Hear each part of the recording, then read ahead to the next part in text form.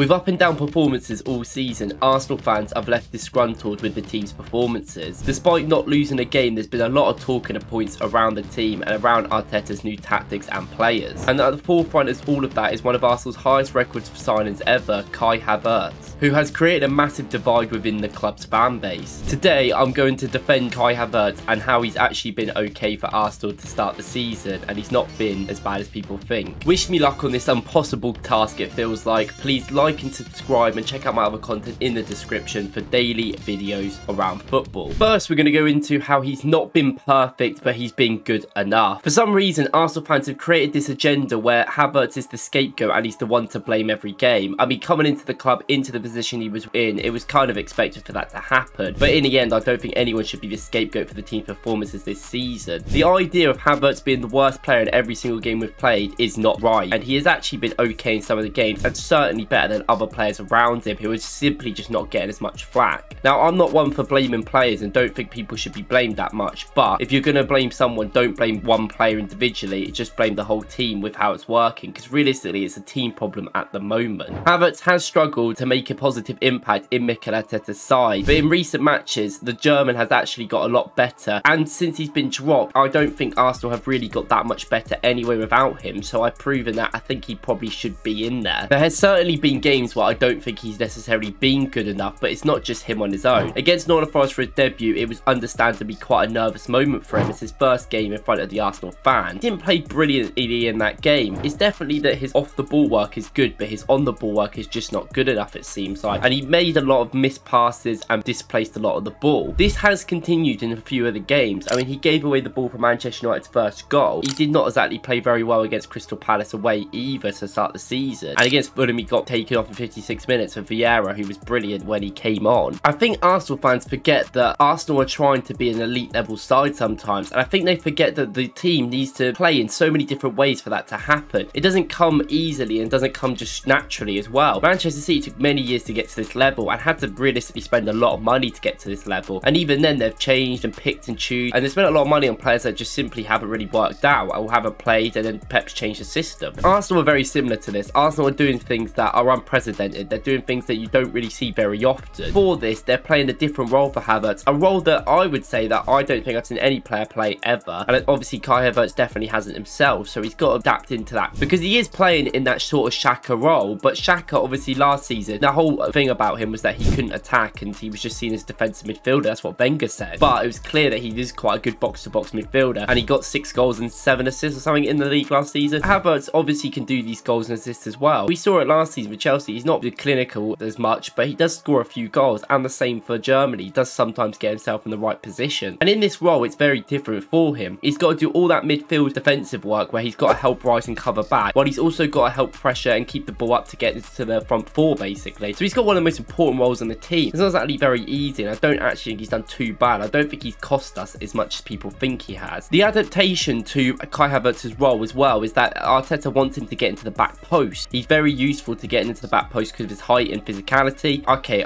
fair enough, he hasn't taken them chances, and a few of them are really poor. Sure, that's a confidence thing, and I don't think that's necessarily a bad thing, because he's clearly doing what the manager wants. He's getting in the box late, getting in the box back post, and he's being around the box and being a nuisance. Arsenal's attack has not been firing this season. We could go through many of the other players. I mean, Odegaard right now is sitting at 0.06 XA assists per 90, which is just absolutely poor. So you've got to think that there's other players around why the attacking quality has not been that great, and obviously Jesus and Nketiah aren't being very clinical this season. So I don't think necessarily the reason why Arsenal haven't scored that many goals is because of Kai Havertz missing a couple of chances. I think that's very unfair. I also think Kai Havertz is actually a very useful player to have, maybe necessarily not because of his performances, but for who he is and the player that he is himself. In the PSV game, where I think he played really well, he was definitely a brilliant outball. When Raya was getting pressed by the PSV tack, they usually kicked it long, and Havertz is the only real tall physical player we have in that midfield, with Partey obviously out, and Havertz was really the only outball we had in a lot of that game. I mean, Rice obviously is a very tall player, but he likes coming in deep to get in the ball and, you know, spread it out wide. Havertz is the one that runs on to the defenders, and he was causing a massive issue for the midfield, trying to get head the ball on and keep the ball up for the attack for Arsenal. I do think this is something that he is very good at. This is one of the reasons why Arsenal signed him at the end of the day, physicality and just the height of him. He's over 6 foot and he's just a big guy, which definitely helps more, because if you see the trends in football right now, a lot of the teams are getting more physical teams in. It just seems to help a midfield midfield with the balance, and if they've got a technical ability as well, which Havertz does have, I know it's hard to see at the moment, it's a better player overall. Man City have done it. You see their midfield now, they've got a lot bulkier and a lot bigger midfield. Arsenal are trying to do the same thing, and that's why Havertz came in the first place, and that's why he started over Vieira. Now, Vieira coming in for Havertz, I don't think it's been that much better. I think he was great and he deserved his shot, and I've said that in a video before, but when he actually has started, he's been a bit average some of the games. Some games he's really tried his best, and I know that he hasn't played too much because he did pick up that injury against Tottenham, but I don't know, I just think that like Vieira's creativity is very important, but we lose a lot of on the ball, off the ball running in midfield because Vieira's a bit of a bystander at times. Havertz's off the ball work is brilliant, and he always produces some defenders to move with him, one or two,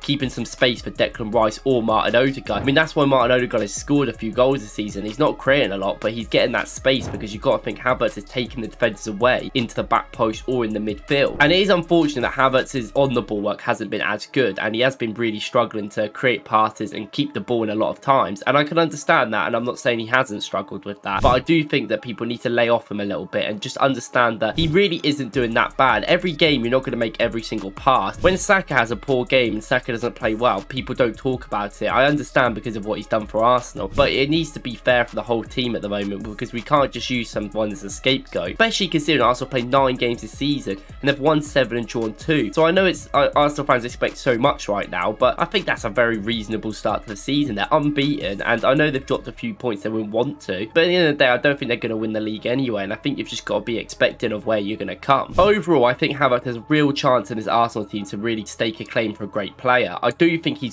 should be given the chances, and I think Arteta will give them to him. Now Vieira's injured, it looks like, for at least the Bournemouth game. Obviously, Havertz is probably expected to start, and then he probably will start the Champions League game as well. So he's got to get a few runs in the game now to try and show himself to everyone. And obviously that big Man City game's coming up, so I wonder if he'll play in that one. Obviously, Arsenal's injury issues are an issue, but Havertz really can provide, and as soon as he gets that one goal, the confidence will be there, and he plays in so many different positions. I mean, his striker position, everyone was saying the other day when he moved up front against Tottenham, he was much better, and maybe he is sometimes. I do think his tallness and physicality do help Arsenal in a striker position as well as midfield, but at the moment he sort of has to play midfield because, you know, we've got Jesus and Nketiah up front, and we have no midfielders that are really fit or going to play at the moment, so that's sort of where he has to be. But I do think that's a brilliant option to have as well, and I do think versatility wise, and he's still very young, like he's still got a long time in his career left, that I think he will start proving people wrong. That's my case for the defense of Kai Havertz. I'm not saying he's brilliant, I'm not saying he's the best player in the world, I'm just saying he